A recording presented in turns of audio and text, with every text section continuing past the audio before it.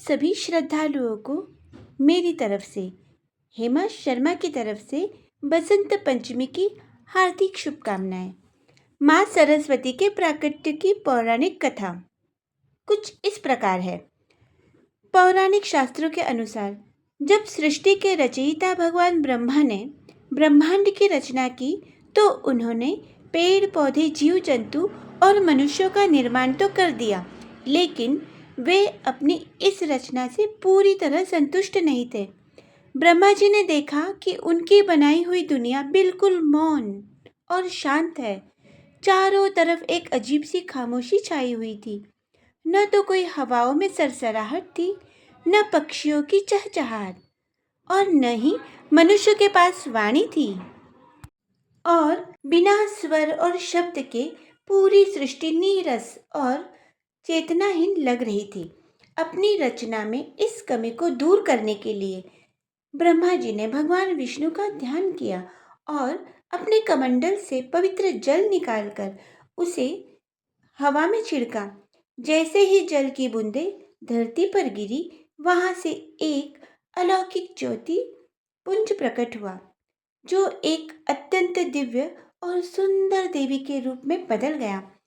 उन देवी के मुखमंडल पर चंद्रमा के समान चमक थी। उन्होंने श्वेत यानी कि सफेद वस्त्र धारण किए हुए थे और उनके 4 हाथ थे। उनके हाथों में वीणा, शास्त्र और माला सुशोभित थी। ब्रह्मा जी ने उन देवी से निवेदन किया कि वे अपनी वीणा की तान से इस जगत की जड़ता और मौन को समाप्त करें।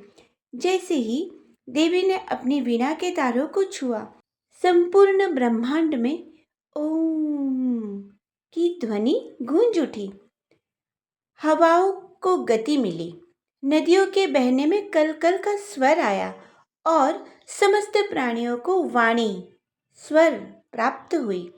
चूंकि उन्होंने अज्ञानता के अंधेरे को मिटाकर ज्ञान और कला का प्रकाश फैलाया, इसलिए उनका नाम माँ सरस्वती पड़ा।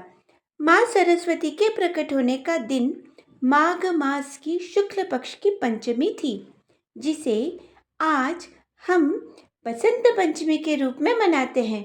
वे ज्ञान, संगीत, कला और बुद्धि की अधिष्ठात्री देवी मानी जाती है। उनका वाहन हंस हमें विवेक सिखाता है और उनका श्वेत वर्ण पवित्रता का प्रतीक कहलाता है।